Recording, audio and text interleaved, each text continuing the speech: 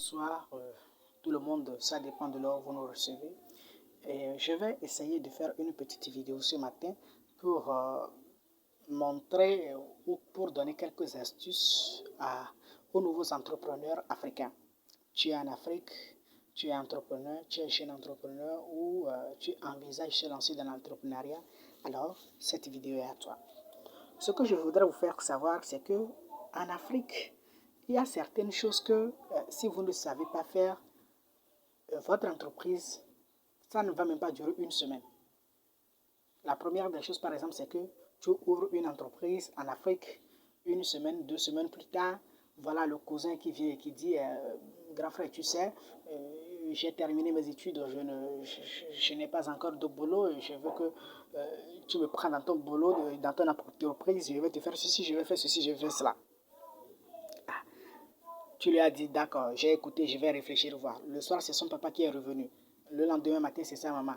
Après, on est venu voir tes parents pour dire, on est venu voir ton fils, mais il ne dit toujours pas quelque chose. Il faut voir ton fils pour nous. Voilà des trucs comme ça qui se passent en Afrique. Et quand tu ne sais pas faire, quand tu ne sais pas répondre, quand tu ne sais pas les critères sur lesquels, ou quand tu ne sais pas les bases sur lesquelles il faut engager cette personne-là, si tu ne sais pas faire en 1, 2 semaines, ton entreprise est partie en feu.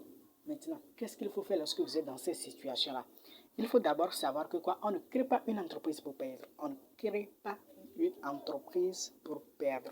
Lorsque vous créez une entreprise, c'est pour pouvoir avoir quelque chose. Lorsque vous créez une entreprise, c'est pour pouvoir gagner quelque chose. On ne crée pas une entreprise pour perdre. Alors, si vous êtes en cette situation-là et surtout vous constatez que celui qu'on vous demande d'engager dans votre entreprise, ce n'est pas quelqu'un à qui il faut faire confiance. Ce n'est pas quelqu'un qui sait bien gérer de l'argent. Ce n'est pas quelqu'un qui peut vous faire ce que vous déciderez qu'il fasse. Qu'est-ce qu'il faut faire? Parce que il arrive dans des situations comme ça où si vous ne savez pas faire, vous êtes convoqué à une réunion de famille au village. Oui, il y a des situations très graves comme ça. Alors, lorsqu'ils arrivent en ces moments-là, il faut savoir tenir la tête. Il faut savoir dire à vos parents que vous n'avez pas créé votre entreprise pour perdre. Mais vous ne pouvez pas leur dire sur un ton d'arrogance, sur un ton de menace ou de tout ce qui va avec. Mais il faut essayer de leur expliquer cela. Que vous n'êtes que jusqu'au début de votre entreprise ou bien même que votre entreprise est déjà solide, vous avez déjà pris place, mais vous n'avez pas créé votre entreprise pour perdre. Maintenant, ce qu'il faut faire, c'est que il ne faut pas chercher forcément à engager cette personne-là dans votre entreprise directement.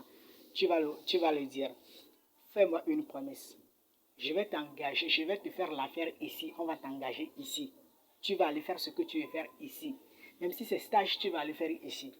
Pendant tel nombre de mois, même si on ne te paie pas, comme c'est un sacrifice que tu veux faire, tu peux dire, comme on ne te paie pas là-bas, moi-même je vais te payer. Comme c'est l'argent que tu as besoin de travailler pour avoir de l'argent, moi-même je vais te payer. Pour que tu puisses apprendre là-bas ce que tu viendras faire ici. Et dès que tu finis là-bas, moi je vais t'engager maintenant dans mon entreprise. Tu peux juste prendre un alibi que quoi, parce que tu n'as pas encore besoin d'une personne, mais jusqu'à ce qu'il ne finisse, tu vas voir si tu pourrais trouver une place maintenant dans ton entreprise. Parce que il y a des personnes où même vous allez les former, mais cette personne va revenir après pour dire, mais là, ici, là, c'est l'entreprise de mon frère, non? Je suis son cousin et son entreprise, c'est mon entreprise. Parce que c'est comme ça, les gens ont l'habitude de penser en Afrique. Je ne veux pas qualifier cette pensée, mais des fois, si vous ne savez pas faire, c'est vous qui allez perdre. Alors que vous n'avez pas créé votre entreprise pour perdre. Du coup, lorsque vous vous trouvez dans cette situation-là, il faut essayer de savoir parler. Il faut essayer de savoir prendre des positions. Sinon, nous sommes en Afrique et on se connaît. On se connaît. Vous ne pouvez pas créer votre entreprise, votre propre entreprise, et refuser. Parce que vous êtes en fait libre d'accepter ou de refuser qui va venir travailler dans votre entreprise. Mais étant donné que nous sommes en Afrique et que les gens ne vont toujours pas comprendre, il faut essayer de les convaincre. Maintenant, en les convainquant, il faut essayer de les faire venir à la raison. Donc, je voudrais simplement dire, lorsque vous êtes dans cette situation-là, essayez de calmer les cœurs, essayez de calmer les émotions de tout un chacun. Et ça aussi, c'est une erreur très grave que les gens font.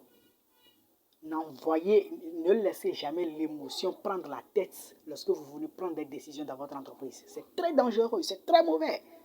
Ne laissez jamais l'émotion prendre la tête. lorsque vous voudriez prendre des décisions dans votre entreprise, c'est très dangereux pour vous. Parce que si vous le faites,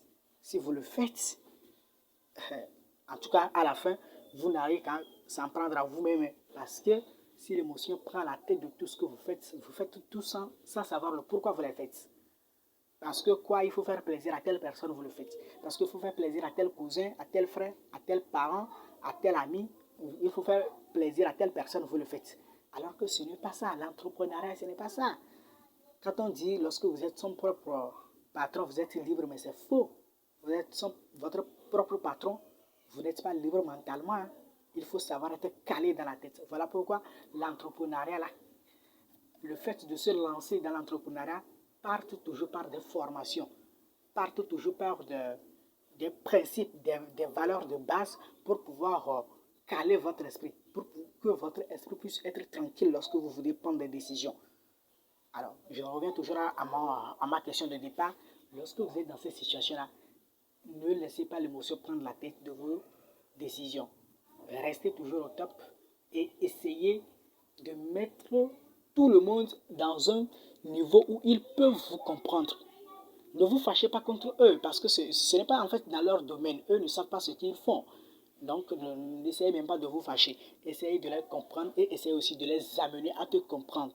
Comme ça, vous tous vous pouvez trouver un terrain d'entente. Mais ce n'est pas parce que vous devez faire du plaisir à qui que ce soit, je le répète, ce n'est pas parce que vous devez faire du plaisir à qui que ce soit, que même si quelqu'un n'a pas le niveau de rester là où il doit rester dans votre entreprise, vous allez l'amener là-bas. Non. S'il faut être catégorique, soyez catégorique. C'est-à-dire que, n'oubliez pas une chose, si vous faites pitié et engagez une personne aujourd'hui, demain l'autre aussi va venir, demain l'autre va venir, demain l'autre va venir. Et si vous ne savez pas faire, votre entreprise va se transformer en une entreprise familiale. Après, tout le monde va dire, mais c'est pour nous tous on travaille là-bas. Hein. Ils vont oublier que c'est toi seul qui as travaillé au départ pour pouvoir mettre en place là où ils sont aujourd'hui. Mais eux ne vont pas comprendre comme ça. J'avais déjà dit quelque chose. Les pensées, les mentalités ne sont toujours pas les mêmes. Alors, il faut essayer de les faire venir à la raison.